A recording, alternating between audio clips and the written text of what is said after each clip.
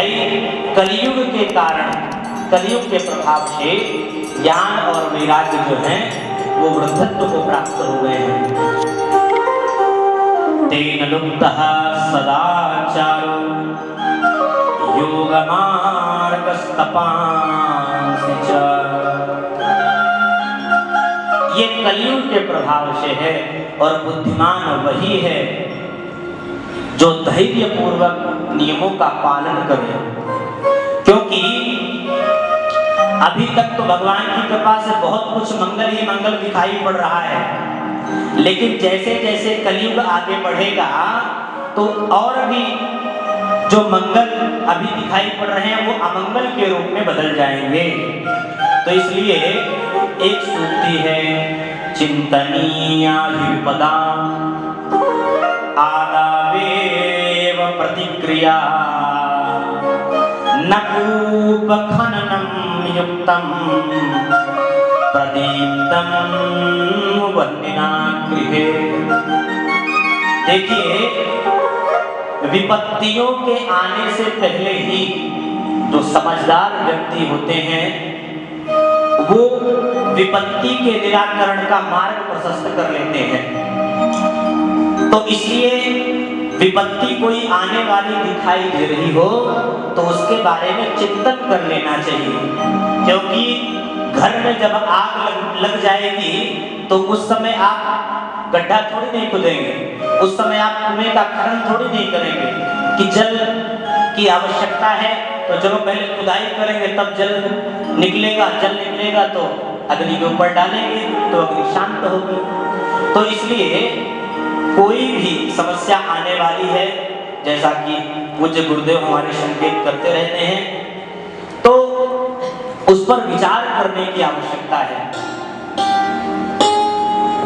अब नारद जी महाराज ने कहा कि ब्रज भूमि धन्य है, वृंदावनम संयोगात् वृंदावनस्य संयोगात् पुनस्त्वं तरुणी नवा।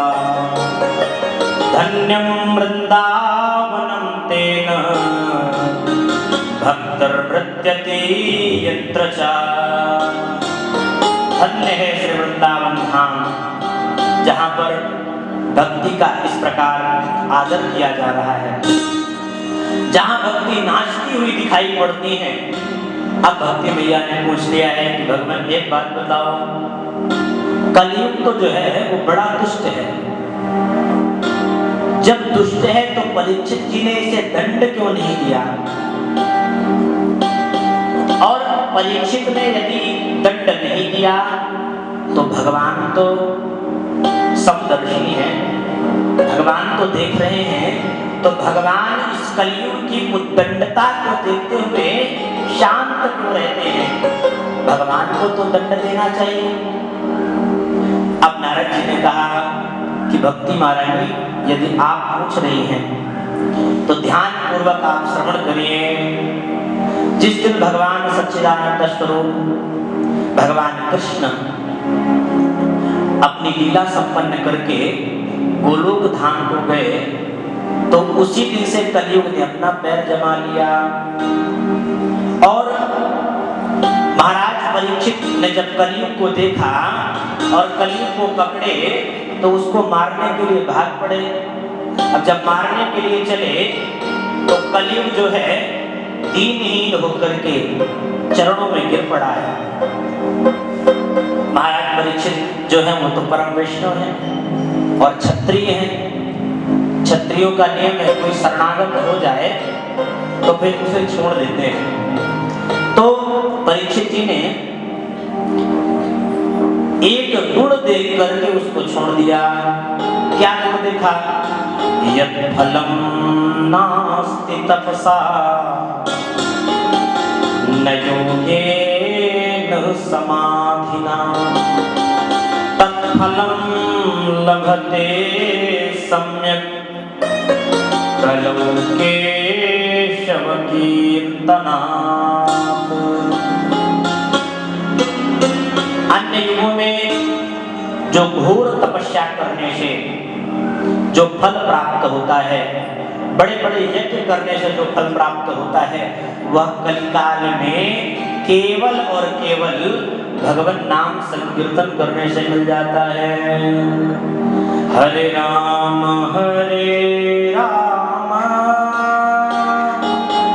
राम राम हरे हरे, हरे कृष्ण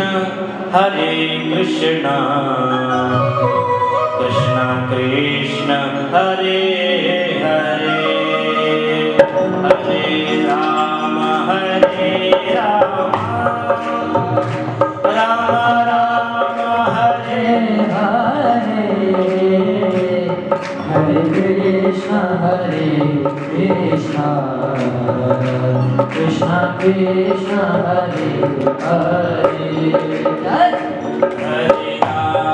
हरे राम राम राम हरे हरे, हरे कृष्ण कृष्ण कृष्ण हरे हरे, हरे राम राम राम हरे हरे, हरे कृष्ण कृष्ण कृष्ण हरे हरे, हरे राम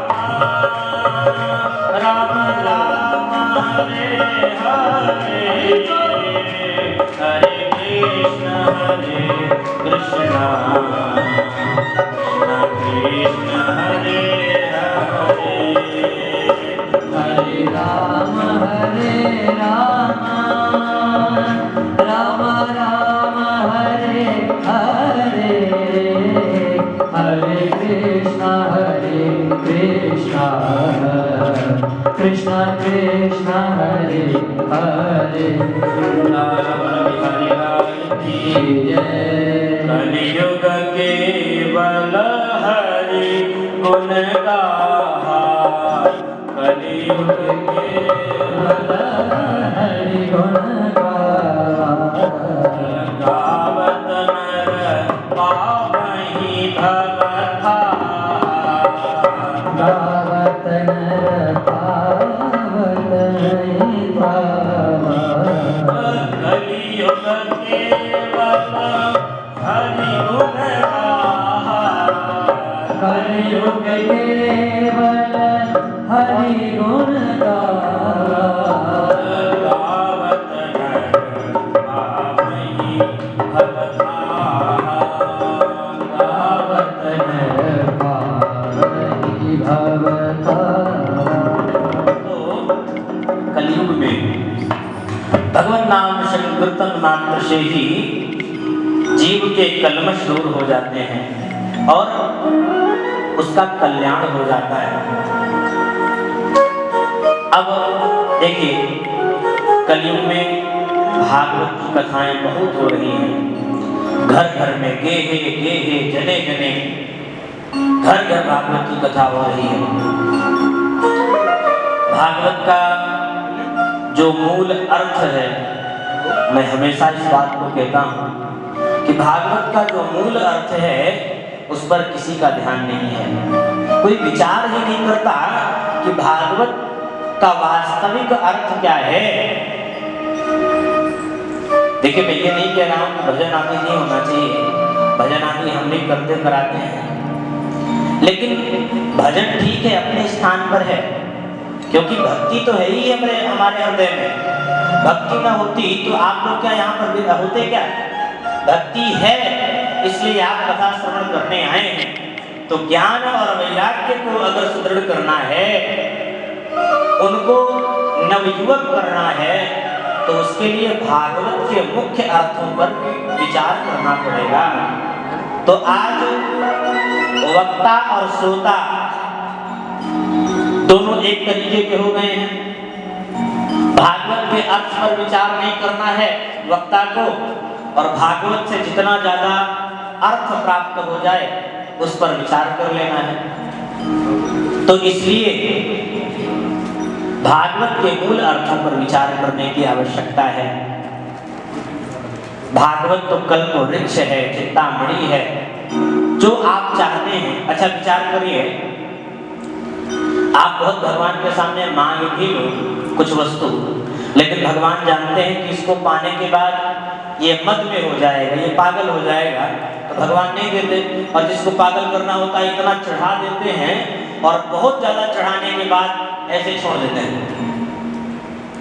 25वें फ्लोर पर आपको चढ़ा दिया तो आपको चढ़ने में लिफ्ट से और सीढ़ी से तो बड़ा आनंद आया, लेकिन वहां से कहा गया आपको उतरना कैसे पता है?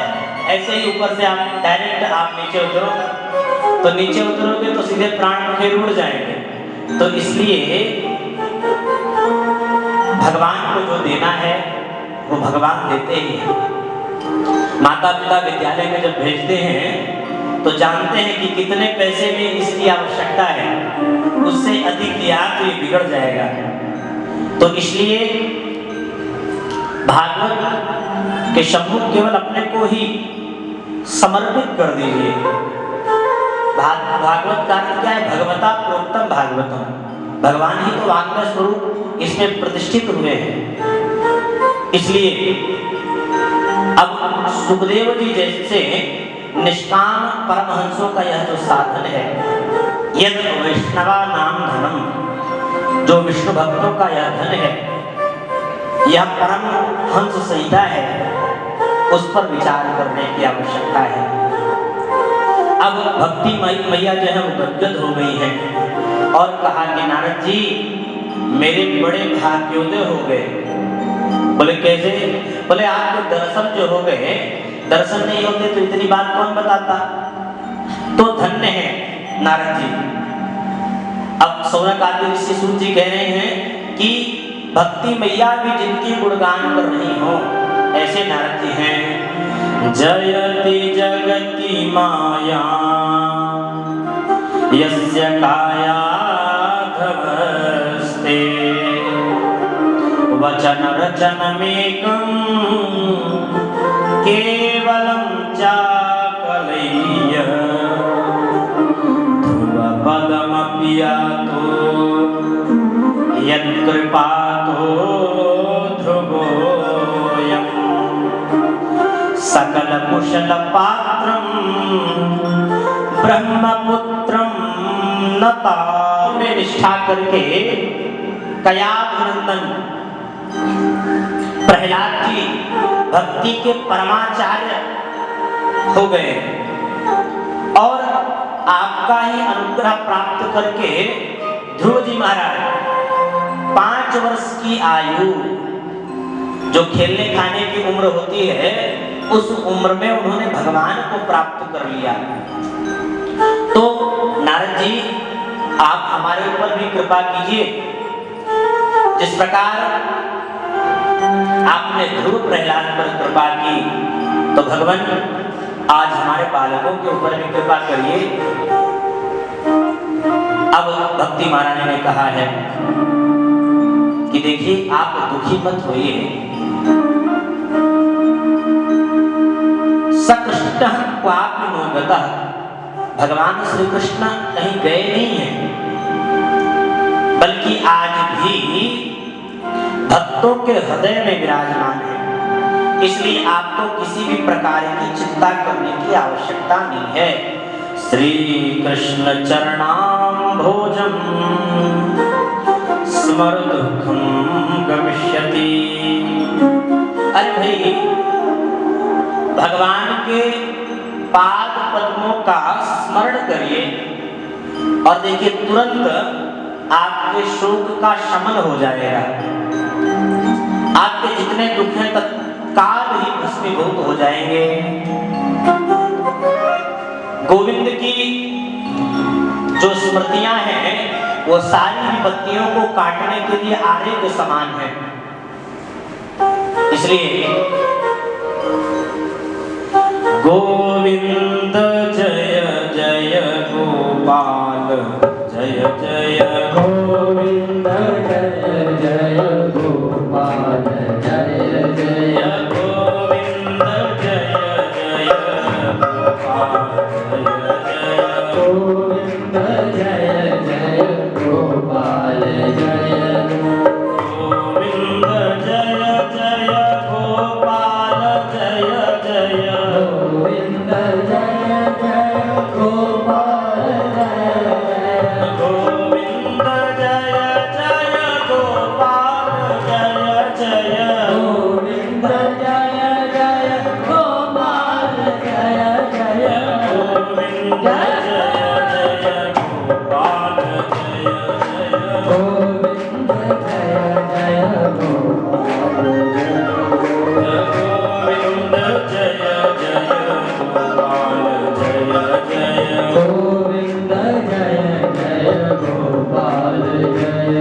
श्री राधा गोविंद भगवान की जय। तो देवर्षि नारद जी ने खूब समझाया है और समझाने के बाद त्वया भूतस्तु भगवान याति नीचत गृहेष्वपि। देखो भक्ति महारानी, आप जहां जाती हैं, चाहे आप नीच के घर में जाएं, किसी के घर में भी आप चली जाएं, भगवान आपके पीछे पीछे दौड़ते हुए आते हैं। इसीलिए श्री तुलसीदास जी महाराज ने कहा है कि भगवान आप अपनी भक्ति हमको दे दीजिए। बोले हमको क्यों नहीं मांग रहे हो? बोले आपको बुलाएंगे तो आप तो भागने वाले हैं, रणछोड़ भी आपका नाम है, तो आप तो भाग जाओगे। लेकिन आपकी भक्ति जब मिलेगी, भक्तिम प्रयच्छ रघुपुंगव निर्भराम में कामादि दोष रहितम कुरु मानसं च। भगवान भक्ति महारानी का जब प्रवेश मेरे हृदय अंधकार में हो जाएगा। अंधकार कैसे? बोले काम क्रोध लोभ ये सब अंधकार ही तो हैं। तो इन सब में भक्ति महारानी झाड़ू पोछा करके स्वयं शैया के रूप में वहां पर विराजमान हो जाएंगी। और जब वो स्वच्छ हो जाएगा स्थान, तो भगवान आप वहां पर प्रवेश करेंगे, आप हमारे पास आएंगे। तो इसलिए भक्ति महारानी को हमारे पास भेज दीजिए, हमारे हृदय में प्रवेश करा दीजिए। तो इसलिए श्री नारद जी महाराज ने बताया है। और अब ज्ञान और वैराग्य को जगाने के लिए नारद जी महाराज प्रयास करने लग गए हैं। और क्या किया कि वेद वेदांत घोषैश्च गीता पाठैर्मुहुर्मुहुः। वेद वेदांतों में स्थित सभी वाक्यों को श्रवण कराया है। और यहाँ तक कह दिया गीता पाठैर्मुहुर्मुहुः। मुहुर्मुहुः का मतलब बार बार। गीता पाठ एक बार नहीं, बारंबार श्रवण कराया। गीता का पाठ जब श्रवण करते हैं तो थोड़ी सी चेतना आती है, लेकिन फिर वो सो जाते हैं। अब नारद जी महाराज को लगा ये क्या हो गया? अब कहने लगे ज्ञान प्रबुद्धताम शीघ्रम हरे वैराग्य प्रबुद्धताम। अरे ज्ञान, अरे वैराग्य उठो। अब जब नहीं उठे, बहुत प्रयत्न करने पर, तो नारद जी महाराज को चिंता हो गई कि भाई हमारे पास जितनी भी, हमारे औषधालय में जितनी भी औषधियां थी उसको तो हमने इनको दे दिया, लेकिन उसका प्रभाव कुछ नहीं पड़ा। और होता है कभी कभी हॉस्पिटल में जाके बहुत सारी दवाई खाने के बाद भी असर नहीं करता, और किसी स्थान में आकर के किसी पत्ती वत्ती को भी घिस पीस के लगा देते हैं तो उससे ही आराम मिल जाता है। तो अब नारद जी महाराज ने विचार किया भाई अब तो कुछ भी नहीं बचा, आप क्या करें? तो व्योमवाणी तदैवान भूनमार्षे खिद्यतामिति उद्यमः सफलस्तेयं भविष्यति न संशयः। अरे ऋषि आप दुखी मत होना, देखो आपने जो उद्यम किए हैं उससे सफलता आपको अवश्य मिलेगी, लेकिन उसके लिए आपको क्या करना पड़ेगा? बोले आपको सत्कर्म करना पड़ेगा। एतदर्थ तु सत्कर्म सुरर्षे त्वं समाचर। आप जाकर के आप उद्यम करिए, सत्कर्म करिए। और देखो भाई यह आपको कोई संत बताएगा। अब नारद जी ने विचार किया कि इसने आकाशवाणी ने स्पष्टतया बात नहीं की, घोल मेल कर दिया। या तो संत का नाम नाम बता देता, या तो उस दवा का, उस सत्संग का नाम या उस सत्कर्म का नाम बता देते। विचार किया कि देखो भाई इतना मैंने किया, क्या यह सत्कर्म नहीं है? अगर यह सत्कर्म नहीं है तो सत्कर्म का स्वरूप कैसा होगा? तो आकाशवाणी ने कह ही दिया है कि आपको कोई संत बताएगा। तो अब नारद जी महाराज चल पड़े। नारद जी महाराज गए, सर्वत्र भ्रमण करने लगे, महात्माओं से पूछा कि भाई सत्कर्म क्या है? तो महात्माओं ने विचार किया कि भाई इतने बड़े ये संत हैं, इतने बड़े विरक्त हैं, जब इनको सत्कर्म के बारे में नहीं पता तो हम क्या बता पाएंगे? भाई कोई बड़ा डॉक्टर, बड़ा वैद्य किसी छोटे वैद्य से किसी दवा की बात पूछे तो वो तो भाई विचार करेगा, अरे इतना बड़ा जब यह नहीं बता पा रहे हैं तो हम क्या बताएंगे? कुछ लोगों को पता ही नहीं, वो तो देखते ही मौन हो जाते थे, भाई कुछ बोलना ना पड़े। कल कोई पंडित जी हमसे बता रहे थे कि यहाँ पर कोई एक महात्मा है, तो उनके यहाँ कथा हुई, तो उन्होंने कहा कि आचार्य जी आप सारी विधियां बना लेते हैं ना? बोले हाँ हाँ बना लेते हैं। बोले सर्वभद्रो आपको बनाना आता है कि नहीं? अब ये सर्वभद्रो क्या है? वो भी बेचारा चिंतन में पड़ गया कि सर बाबा है, महात्मा बेचारी, ये सर्वभद्रो क्या है? अगर हिंदी की बात किया है, भद्र का मतलब अच्छा होता है, भद्र का मतलब ये छोर जो होता है इसको ही भद्र कहते हैं। तो सर्वभद्रो अगर हिंदी में विचार किया जाए तो सर उड़ा ले उसको सर्वभद्रो कहते हैं। तो वो बेचारा चिंतन में पड़ गया। फिर बाद में कहा आप सर्वतोभद्र मंडल की बात कर रहे हैं क्या? तो उन्होंने कहा हाँ वही सर्वतोभद्र। तो ऐसे महापुरुष होते हैं, वो बीच में जो वेदी बनी है वो सर्वतोभद्र की वेदी है। तो जैसा कि नारद जी ने कहा ना, पाखंड निर्ताह संताः, प्रायः पाखंडी हो गए हैं संत।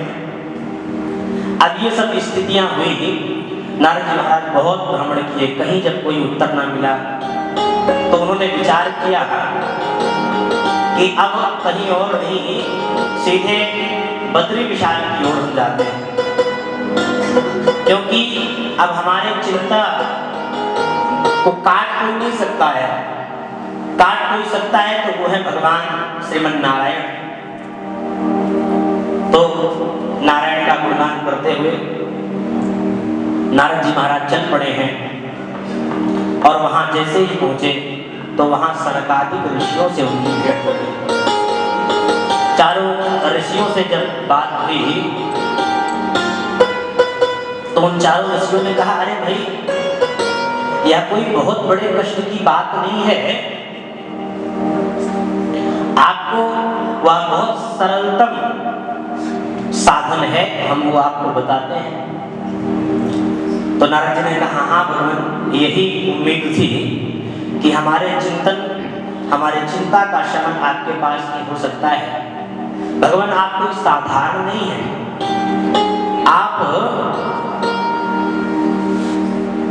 वैकुंठ में जब पहुंच गए तो भगवान के पार्षद जो जय विजय थे उन्होंने आपको रोकने का दुस्साहस किया, तो आपने उन्हें 3 जन्म तक के लिए धरती पर गिरा दिया। ये शाम भ्रूभंग मात्रेण द्वारपालो हरिपुरा भूमौ निपतितौ सद्यो यत्र पातः पुरंगतौ। आपने भ्रिकुटी टेढ़ी मात्र की और जो पार्षद थे भगवान के वो नीचे तुरंत गिर गए, तो आपकी तपस्या है। और देखिए प्रत्यक्ष आपके जीवन में उस तपस्या का प्रभाव पड़ रहा है। क्या तपस्या है? हरि शरणम हरि शरणम हरि शरणम हरि शरणम हरि शरणम हरि शरणम हरि शरणम।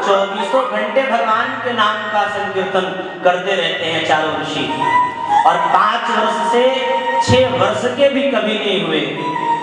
तो भगवान माम चिंता क्रोधे प्रश्ये हर्षम चित्ते समावह उपायः सुख साध्योत्र वर्तते पूर्व एव हि।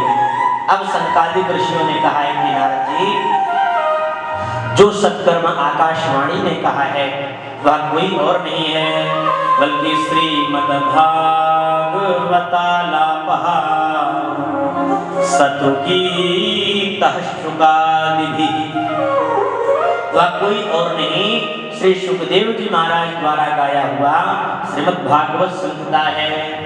वही वह महाऔषधि है जो जिसका पान करते ही ज्ञान और वैराग्य, उनको जो वृद्धावस्था प्राप्त है वह दूर हो जाएगी और नव यौवन संपन्न हो जाएंगे। जब नारद जी को उनकी बात में विश्वास नहीं हुआ तो उन्होंने कहा कि देखो, हमने सारे वेद सुना दिए, भगवत गीता सुना दी, परंतु हम आपको यह कहना चाहते हैं कि जब उससे लाभ नहीं हुआ, भागवत तो वेद रूपी कल्पवृक्ष का फल है, वेदों का सार श्रीमद् भागवत है, तो जब वेद को श्रवण कराने से नहीं लाभ हुआ तो भागवत को श्रवण कराने से क्या लाभ होगा। तो नारद जी महाराज ने कहा कि मैंने भी तो चतुश्लोकी भागवत श्रीमद् नारायण ब्रह्मा जी ने नारद जी को दिया, नारद जी ने वेदव्यास जी को दिया, वेदव्यास जी ने सुखदेव जी को दिया, सुखदेव जी ने या वेदव्यास जी ने उसी 4 श्लोकों को 18,000 श्लोकों में परिवर्तित कर दिया। तो हमको तो वो पता ही है, तो आप बताइए कि उससे कल्याण कैसे होगा। तो इधर सनकादिक ऋषियों ने कहा, अच्छा आप बताइए, दूध से ही दही निकलता है, दही को मथने के बाद उससे मलाई निकलती है, मलाई को आग में रखने से कढ़ाई में उससे घी निकलता है, तो घी से तो पूड़ी निकल जाती है, लेकिन दूध से ही घी बना है, तो आप दूध से या दही से आप पूड़ी बना के दिखाओ, तो क्या वो पूड़ी बनेगी? नहीं बनेगी। अब गन्ना है, गन्ने से ही शक्कर गुड़ आदि होते हैं, तो आपको खीर बनानी है, अब शक्कर की जगह आप गन्ने को ही डाल दो। आम का पेड़ है, आपने आम खाया, आम आपको बड़ा मीठा लगा, तो आपने विचार किया कि भाई जब आम इतना मीठा है तो चलो इसके पेड़ को खा के देखते हैं। अब पेड़ पताई और उसकी टहनियों को खाने से स्वाद नहीं मिलेगा। तब ऐसे दृष्टांतों से जब सनकादिक ऋषियों ने नारद जी को सुनाया तो नारद जी महाराज समझ गए, और नारद जी का शंका जब दूर हो गया तो नारद जी हाथ जोड़कर बोले कि भगवान, मैं समझ गया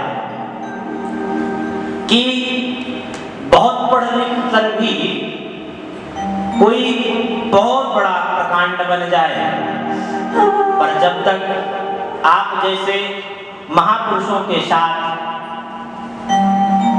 आपके द्वारा सत्संग का लाभ नहीं प्राप्त करेगा, तब तक उसको शास्त्रों के रहस्य के बारे में पता नहीं चलेगा।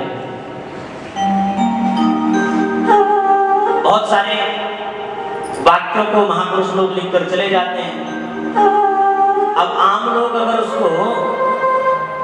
उस पर विचार करें तो वो तो दूसरे रूप में परिवर्तित होता है, लेकिन परंपरा प्राप्त महापुरुषों से श्रवण करने पर उसका मूल अर्थ श्रवण करने को प्राप्त होता है। तो यहाँ पर भागवत कथा के बारे में जब बताया तो उन्होंने कहा, नारद जी महाराज ने, भाग्योदयेन बहुजन्म समर्जितेन सत्संगमं च लभते पुरुषो यदा वै अज्ञान हेतु कृतमोहमदान्धकार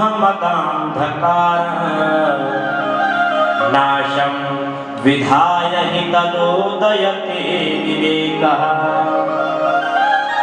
भगवान इसी जन्म के भाग्य से नहीं, अपितु जन्म जन्मांतरों के जो हमारे प्रारब्ध हैं उनके प्रभाव से आप जैसे महापुरुषों का दर्शन होता है। तो भगवान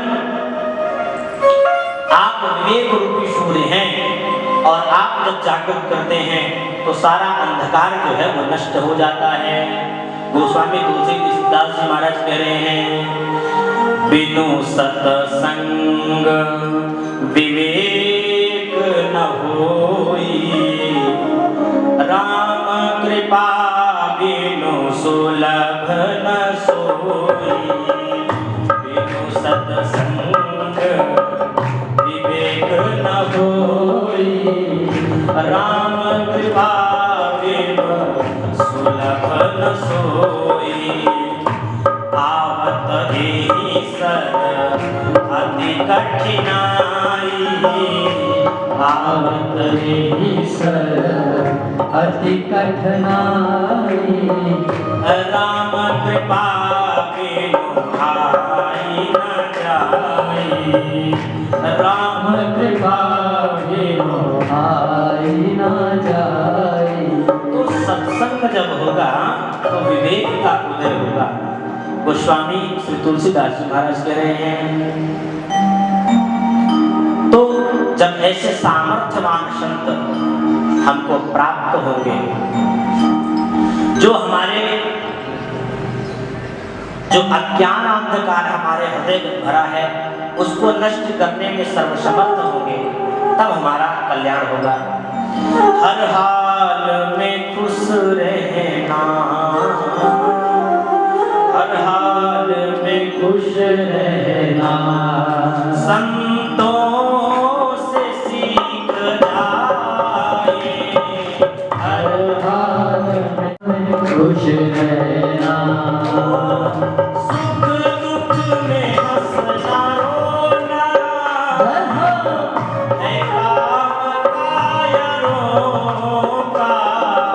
सुख दुख में खुश रहना है काम ये का। सुख दुख में हंसना रोना है काम कायरों का। सुख दुख में हंसना रोना है काम कायरों का। दोनों में खुश रहना, दोनों में खुश रहना संतों से सीख जाए। हर हाल में खुश रहना संतों से सीख जाए। हर हाल में खुश रहना।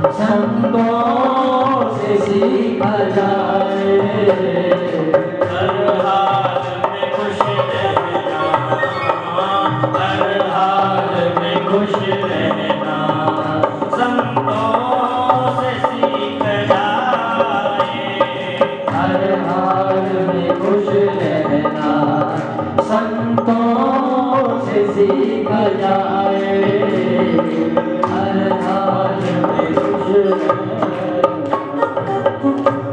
तो जब ऐसे महापुरुष गुरु के रूप में हमको प्राप्त होंगे, केवल अपने जेब गर्म करने की केवल उनपे इच्छा न बनी रहे, सामने वाले के कल्याण रूपी जेब को भरने में वो कृपा करें, तो ऐसे महापुरुषों की शरणागति स्वीकार करनी चाहिए। मैं बार बार कहता हूँ, गुरु सर्वसमर्थ होना चाहिए। भगवान की कृपा से हम सबको ऐसे गुरुदेव प्राप्त हैं जो सर्वसमर्थ है। नारायणं पद्मभवं वसिष्ठं शक्तिं चतुर्पुत्र पराशरं च।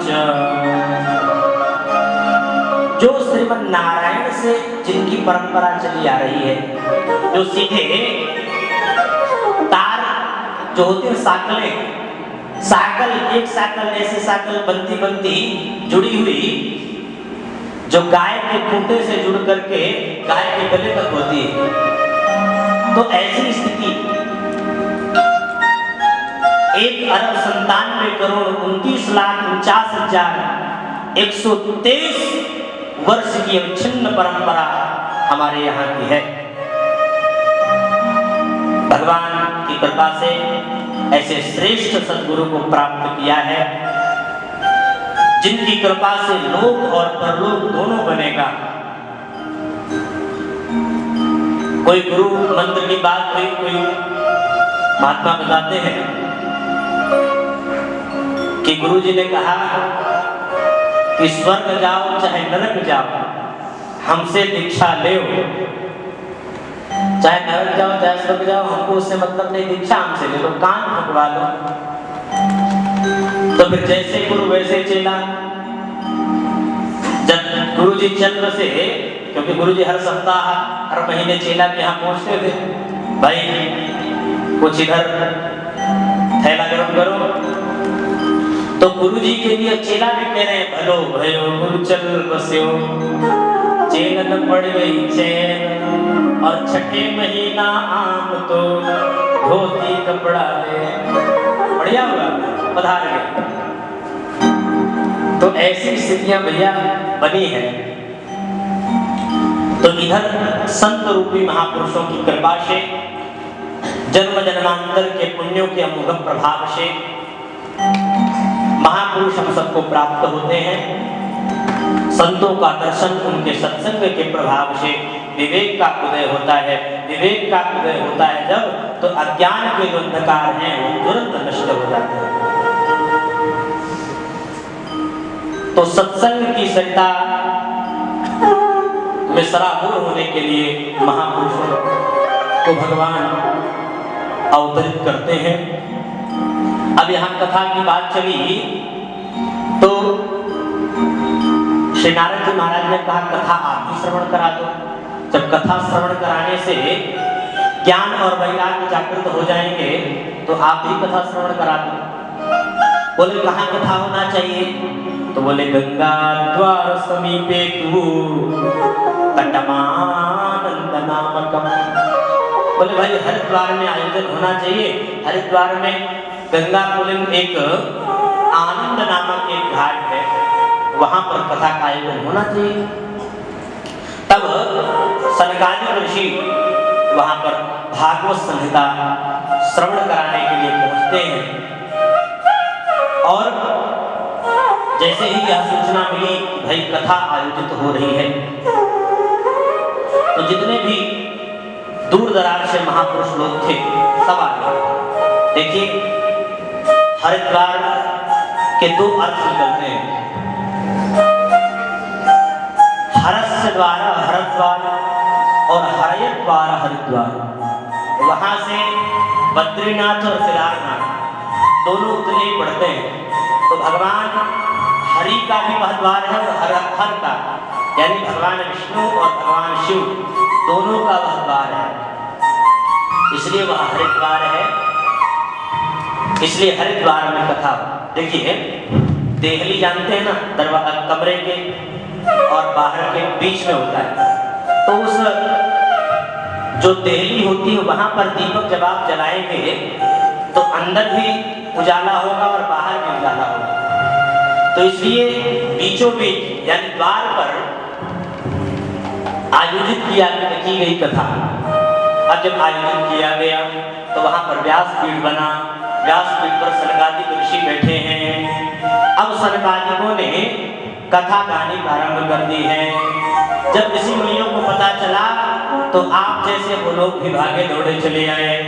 भृगुर्वसिष्ठश्च वनश्च गौतमो मेधातिथिर्देवलदेवरातो रामस्तथा गाविसुतश्च शाकलो मृकण्डपुत्रात्रिजपिप्पलादाः योगेश्वरो व्यासपराशरौ च छायाशुको जाजलजह्नुमुख्याः सर्वेऽप्यमी मुनिगणाः सह पुत्रशिष्याः स्वस्त्रीभिरायरुतिप्रणयेन युक्ताः। जो गृहस्थ संत थे वह स्त्री पुत्रादि शिष्यों सहित आए हैं और जैसे ही आए हैं जय शब्दो नमः शब्दः शंख शब्दस्तथैव च गंगा द्वार जय घोष के साथ झूम उठा है, गूंज उठा है। और उस पावन संतों के समाज में सनकादिकों ने कथा सुनानी आरंभ की है। सदा सेव्या श्रीमद्भागवती कथा यस्याः श्रवणमात्रेण हरिश्चित्तं समाश्रयेत हरिश्चित्तं समाश्रयेत। यह जो श्रीमद्भागवती कथा है यह सदैव श्रवण करने के योग्य है। इसके श्रवण करने मात्र से चित्त में भगवान हरि चिपक जाते हैं। देखिए ये टेढ़ी टांग वाला जल्दी किसी के चित्त पर चिपकता नहीं और एक बार चिपक जाए तो फिर उतरता नहीं है। कंस आदि भले दुष्ट थे लेकिन चिंतन निर्भर केवल और केवल भगवान का होता था। कैसे होता था कि वो आज इतना बड़ा हो गया, आज उसको मारने के लिए ये बंदा भेज दिया, कल को भेज दिया, राक्षसों की लाइन लगा दी। और चिंतन ये बाद में इतना तक हो गया कि दाल भी खाए तो दाल में भी जीरे आदि की जो छौंक लगी हो तो जीरा भी लगे कि ये तो काला काला है, कहीं वही तो नहीं है। तो इसलिए कहते हैं कि अपनों से ज्यादा शत्रु चिंतन करते हैं। तो इसलिए यहाँ पर भागवत करने की बात हुई। अब जब कथा होने लग गई तो सनकादिक कह रहे हैं कि देवता लोग गाली दे रहे थे कुछ लोगों को। क्या बोले? एवं वदन्ति दिविदेव समाज मुख्याः। क्या बोले? बोले देखो भाई, इस लोक में भागवत सुलभ है लेकिन फिर भी इधर उधर दिन भर छटने उड़ा लेंगे, लेकिन कथा हो रही, कथा श्रवण नहीं कर रहे हैं। देवता लोग आए तो देवताओं को सुखदेव जी महाराज ने भगा दिया क्योंकि वह श्रवण करने के योग्य नहीं है। और इन लोगों को देखो इतनी सुंदर कथा चल रही और श्रवण नहीं करने के लिए पहुंच पा रहे हैं तो उनको खूब देवताओं ने गाली दी। कहा कि भगवान के चरितामृत भगवान की बह रही है, उसमें आचमन करना चाहिए, अवगाहन करना चाहिए। अब सुखदेव सनकादिक ऋषि मुक्त कंठ होकर के भागवत की गाथाओं को गा रहे थे और उधर नाम संकीर्तन की आवाज सुनाई।